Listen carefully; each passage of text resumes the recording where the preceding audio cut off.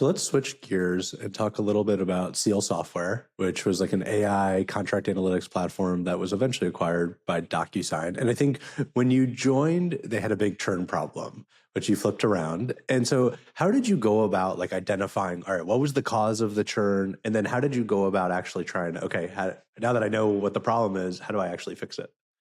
Yeah. So in hindsight, I always feel like I tell my stories a little bit weird because like I want everybody to think I'm a genius, but I don't think any of these things are genius. I think that the real differentiator between mediocre, good, and great is execution. Because I think anybody would look at the situation at Seal and have the same conclusions, but then it's the big, what do we do now? So I actually was a fixer twice at Seal, first for the CSM function and then for the learning services function. So Seal Software is a fascinating story.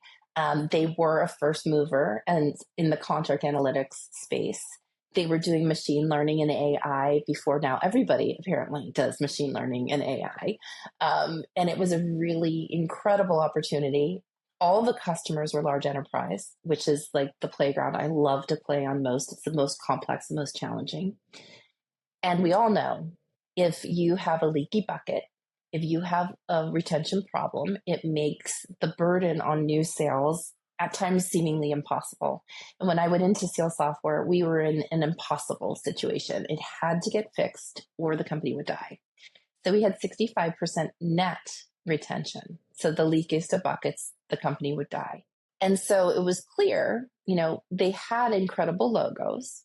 The CS team was basically non-functional, and I was brought in to rebuild it completely.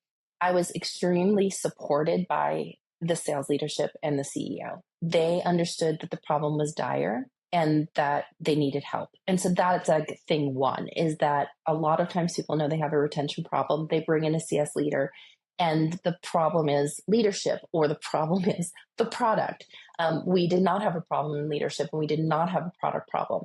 We actually had an overabundance problem. Our platform had a list of 120 use cases. So you're Google or you're Kaiser Permanente and you buy the platform and CS is weak, you have no idea where to start. And so you don't. And so you become shelfware. So that was the situation when I came in. So looking at that, I was like, this is awesome. This is so fixable. So very quickly, I always lead from the front. So I always had my own customers amongst my own CSMs having, the bulk of everyone. We did some very simple things. First and foremost, the AEs who were super paranoid, understandably, about like, my God, I had this incredible sale and it's dying, right? They were able to rekindle the relationships and introductions, and we could kind of get everything back to conversational with our customers. A lot of customers had gone completely silent. And then we did, it's going to sound familiar to, our conversation about GitHub. We created persona-based pull mechanisms where we said, okay, you're the head of procurement, you're the CPO, or you're the GC, and you are going to worry about these three things in your contracts. Where do you want to start? In the meantime, we've already looked into the repository and have a good sense of what we should recommend. But instead of saying, okay, great, happy to have you purchase Seal Software, here's 120 use cases. Good luck. And so, using, I'll kind of anonymize a little bit here, just to respect the confidentiality we had, even though it was years ago. So we had one customer who had gone dark. We rekindled the relationship. We brought them 3 likely use cases. They chose one of them. And within 8 weeks, we returned, through the savings they could identify, $15 million to them in 2 months as 2,000% ROI. Unbelievable. So we just kept blocking and tackling. We only had about 50 customers at that point. So it didn't feel like a mountain, that was impossible to scale. We could block and tackle for 50 accounts and do this and that and do for everyone what we did for that one customer. It was really exciting. Yeah, it's an amazing story. And then how did you think about onboarding too? Because, all right, I assume, all right, you figured out this problem on the churn side, but then as you're onboarding customers, I assume it's all right, you got to identify which out of the 100, whatever use cases that they should start with. And I think you're able to increase or shorten time to value from 6 months to 6 weeks or something like that. How did you think about onboarding and how did you overhaul that? Well, it was really a holistic effort. First and foremost, when our partners in sales and the AEs started building confidence in us when we were fixing all these problems, right? And so then we could go to them and say, hey, we want, especially at the C level, they needed to understand the robustness of the platform. But when you're talking with the sponsor, the business owner, the champion, the users, we need a specific use case. So in the sales cycle, just agree with them on one thing. And during implementation and during onboarding and training, we'll focus on that one thing. And so again, it's like, I want to seem like a genius, but it's just logical, right? Don't confuse them with 8 million things we can do for them.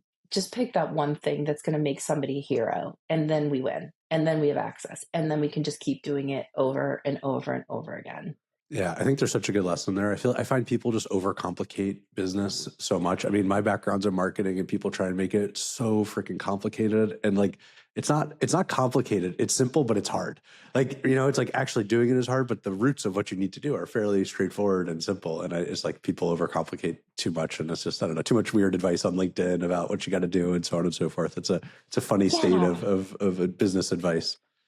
Yeah, and I wonder if it's like machine time in people's careers, because I definitely remember earlier in my career, I boiled the ocean. I tried to do everything for everyone. And I feel like as much as you want to, as a leader, impart and like take out of your brain and put in everybody else's brain what you've learned, I feel like human development requires people to make those mistakes. I mean, one of the things that is so important that I've learned as I matured in my career is, you say no and you prioritize, and that's good. You're not letting anybody down. You can definitely explain your process so that people understand why something's a higher priority than not.